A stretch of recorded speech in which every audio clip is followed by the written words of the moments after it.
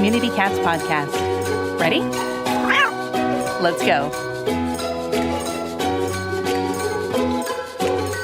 Welcome to the Community Cats podcast. I'm your host, Stacy LeBaron. I've been involved helping homeless cats for over 20 years with the Merrimack River Feline Rescue Society.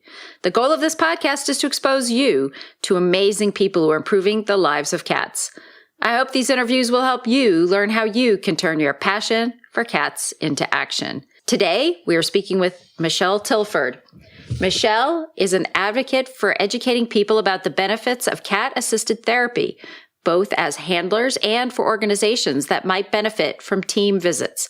Michele has experience as a handler for nearly 5 years and is a founding member of the Facebook group ICAT, International Cat Assisted Therapy. Through ICAT, she has had the opportunity to meet handlers from around the world and learn about the different approaches and programs. Working with her own cat and learning about the work of others with their cats has been remarkable. She says remarkable because cats and what they can do never fails to amaze her. The joy she has received from watching the eyes light up and problems melt away from the people she visits makes her wonder who really benefits the most, Michele or the people she visits. Welcome to the show. Hi. So it sounds like you have really found your calling. Can you share with us how you got started and how you got your passion for therapy cats? Well, it's kind of an odd thing because back in San Diego, all my friends were doing this with their dogs, but I've always been a cat person. My husband at the time is a doctor, and he mentioned that a group, the San Diego Humane Society, came in with rodents, rabbits, rats, guinea pigs, and he thought it was such a marvelous benefit for his patients. He said, why don't you approach them about a cat? So these were pretty early days, and I really had no idea about how to do this. Can you train a cat? So I found a woman who trains service dogs who also happens to breed Ragdolls. She's completely registered breeder. She does large animal rescue. And she, long story short, agreed to take me on. So I would go every Saturday adopting one of her kittens to work. You might say that Kokoro, whose name is Heart in Japanese, was kind of born for this because we picked him right from the beginning. Very outgoing personality. He's a true people person. And she was the one who trained me, not the cat, to do this. So she took what she had known from her dog experiences and sort of tried to apply it towards a cat therapy role? Yeah, she did. This woman is a regular Dr. Doolittle. She has a farm in, the mountains, Ramona, California, and she just has a way with animals. So she was very valuable in trying to do this. She had never done this with anyone else. So a lot of that did involve, just basic desensitization and getting the cats comfortable with their other surroundings besides their normal territory. Right. That's the one thing that I think is probably the hardest thing for us to imagine with regards to therapy cats is that many cats aren't particularly comfortable with changing their place. Or maybe that's a bias that we have. As people, we think, oh, well, dogs go everywhere and cats, stay at home on their pillow or their cat tree and wait for us all to come back home at the end of the day.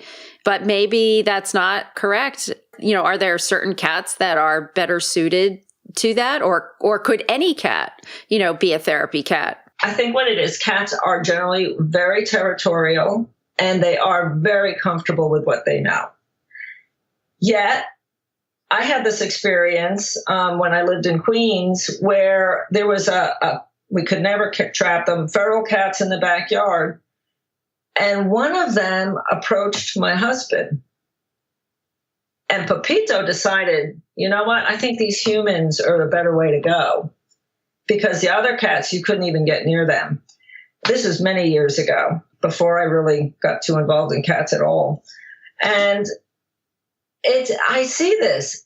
Even if you go to adopt a cat, there's always going to be the kitty And we generally do suggest that you use a cat that's a year old or so because their personality is established that will be more outgoing, just like people.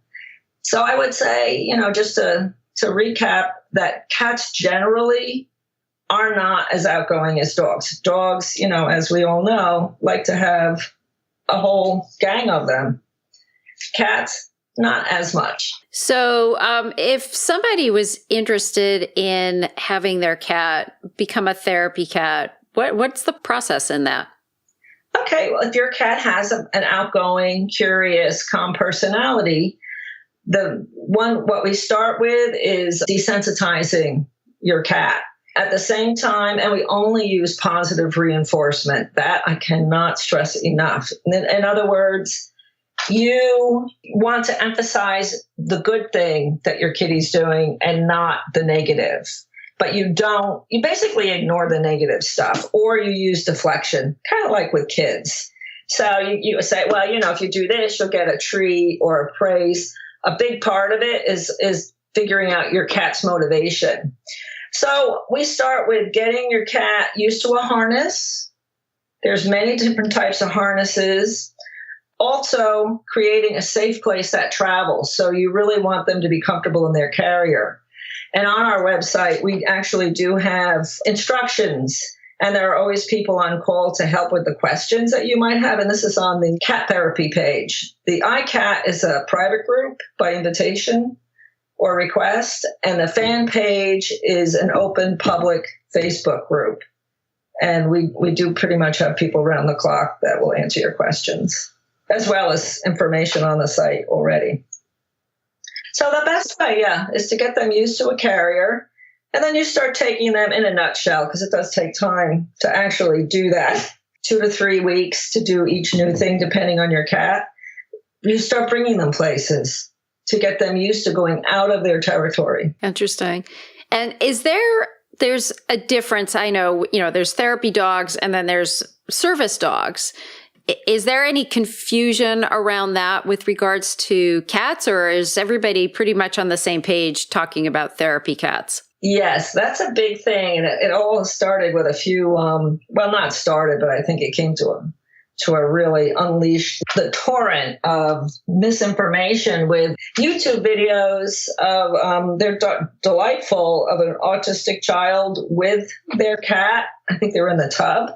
It's like, oh, great. So now everybody wants what they think is a therapy cat. There are actually 3 different groups.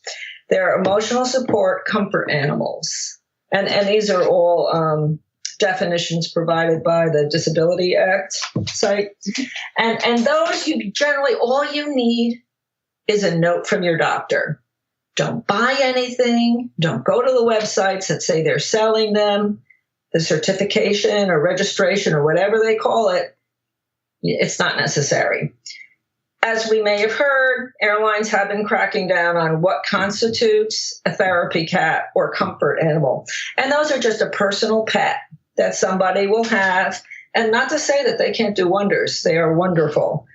And they're not trained in anything particular. They're just there, as the title says, to provide comfort, calm people down. And it can be any animal at all. Cat-assisted therapy or animal-assisted therapy are teams. It's the handler and usually their personal animal, though there are programs that have in-house animals. And they are trained.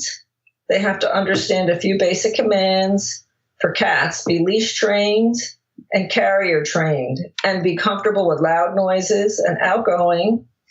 And they like being touched, and they can do marvelous things. Some of them are even used in actual therapy.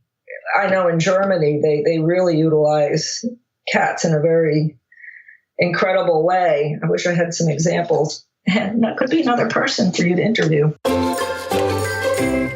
Celebrating the welfare of all cats.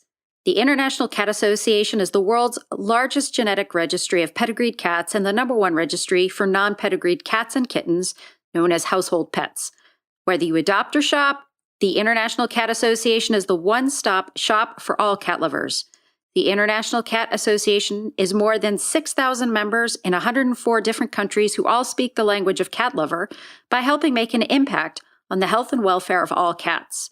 Members serve to educate and foster responsible spay-neuter awareness in local communities and are active volunteers at local animal shelters and outreach programs for schools and/or senior and disabled citizens. The International Cat Association members also take active roles in numerous citizen advisory groups to foster responsible legislation regarding the health and welfare of cats. To learn more about the International Cat Association, go to www.tica.org. Do you struggle with self-care and taking time for yourself? Recharge and reconnect with your passion at the Rescue Me Retreat, a 4-day, 3-night getaway for animal caregivers, volunteers, and activists that focuses on managing compassion fatigue and burnout. During the retreat, you'll be surrounded by a small group of people that share your passion for helping animals. You'll be given a safe space to talk about some of the struggles that are inherent in animal welfare work, plus the opportunity to slow down, relax, and have fun. The Rescue Me Retreat will be held from June 29th through July 2nd on beautiful Lake Michigan and includes healthy meals, nature hikes, massage, group activities, and discussions, one-on-one sessions with compassion fatigue therapist Jennifer Blau, access to the beach and water activities, yoga, and more. Learn more at thecompassionfatiguepodcast.com/rescue-me-retreat and get $100 off if you register before April 1st. You spend so much time taking care of others. You deserve this. I was thinking about other countries and whether or not they embrace, cat therapy or use it very often. And it sounds like you, through the Facebook pages, have been in touch with organizations around the world. Yeah, we do. And before we get to that, the last thing are service animals. And so far in America, only dogs and miniature horses are recognized as service animals. They are highly trained by professionals, and they help people with specific tasks. But yeah, getting back to your other question, it is kind of amazing. Singapore has a huge group. You can follow them on Facebook. Yeah, basically, we really only get the books that are on the groups that are on Facebook because that's where we are. But I know they're very active. There's one in the UK. I'm not sure about Canada. And there are other groups like Bunnies in a Basket. It's not just dogs. It's parrots. Parrots have been great working with veterans. There was a whole article about that in the New York Times maybe a year ago. But cats seem to be much maligned still. There are a lot of hospitals. And also the other thing about animal-assisted therapy, most of the time we visit institutions. Yes, sometimes you can do what are called home visits. When I was in San Diego, the San Diego Humane Society had something called Welcome Wags. Oh, and nice. I was part of that. Pardon me? That's a nice title. So you'd go and visit folks' houses? Yes, we had a standing visit where we would drive to a residence home, senior residence, and visit with the same person because she didn't feel she could take care of a cat, but she really wanted something every week. But that's not the normal. Normally, you're going into retirement homes, schools, libraries will have reading programs with animals, which are so beneficial for kids. There's another program called Reading Rover, which is, I think it's national. And that, obviously, with the title is a dog. We were actually being trained, except for then that's when Coco decided he didn't want to do this anymore.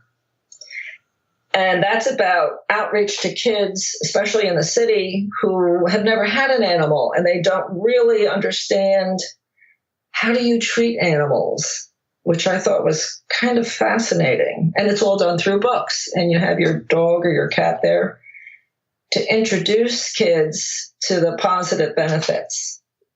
So they're really very diverse. There's so many things we do. We visited juvenile delinquent facilities, mental health institutions. I have to say, San Diego has one of the best programs in the country. They have 2 campuses, and they have their own van. You don't need to have a pet to go out with them, and they're remarkable. And they go out twice a day, every single day. It's a massive program. That's a tremendous gift to the community. I would say, I would also assume that you can't just as an individual say, hey, I'll bring my cat to the local, senior center or whatever. There's certain rules and regulations that we all have to abide by. Yes, exactly. Organization really stresses getting your animal certified. In America, we have Love on a Leash and Pet Partners. And I would go into their requirements and their fees to have this training and done, but it's a little bit different with each one. And I actually went directly through San Diego's Humane Society, mostly because their program is incredibly comprehensive. And what it required for us was Coco had to be leash trained, carrier trained, obviously exhibit the right personality, follow a couple of commands like stay, down, up. He also just does tricks because it's cute. He's a real puppy cat. And he's quite a clown. And also he's certified by your doctor has to write him, the vet has to write him off. And we had to go through an evaluation with the director of the program. And because they go with a team, there's 3 of us. There's a lot of support. Generally, the other organizations, because you're basically going out on your own, you have to do a certain number of supervised visits.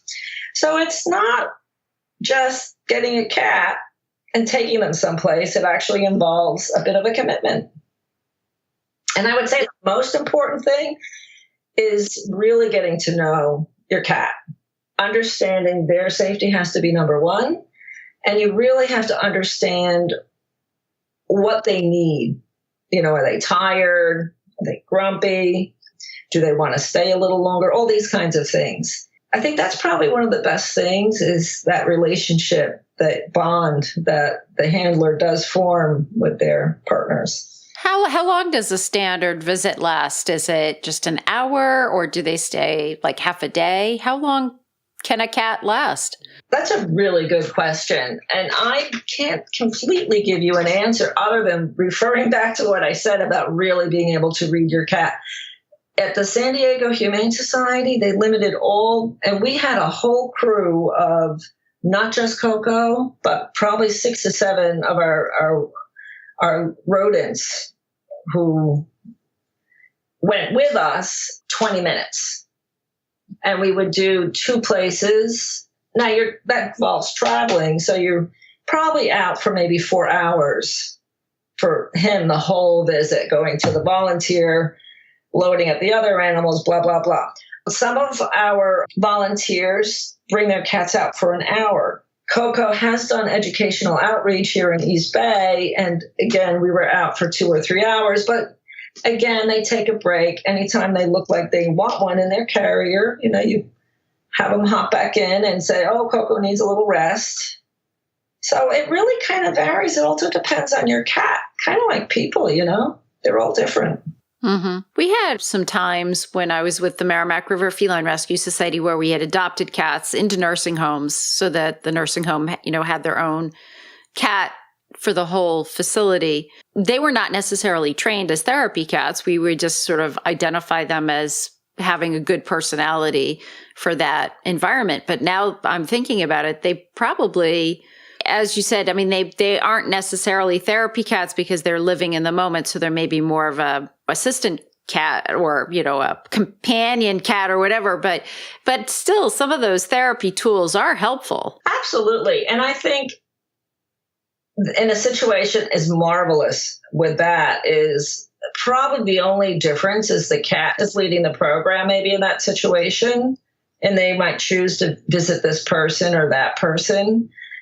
Just as if you're walking down the street and, a stray cat will come out and say, hey, or who they're used to. I really believe animals have such an ability to get people. They have an intuitiveness, which I find amazing. I know that makes me sound super cat-centric, animal-centric, but I'll go with animals any day when it comes to the truth.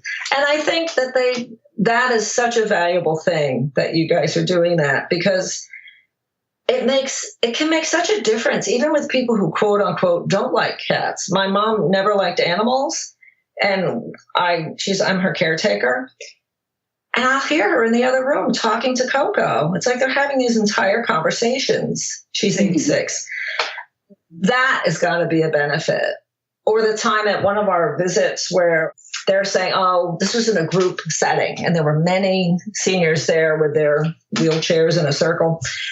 And the aides are saying, oh, don't bother with her. She hasn't talked in a couple of years. And I said, well, she looks like she wouldn't mind. So I placed Coco on her lap.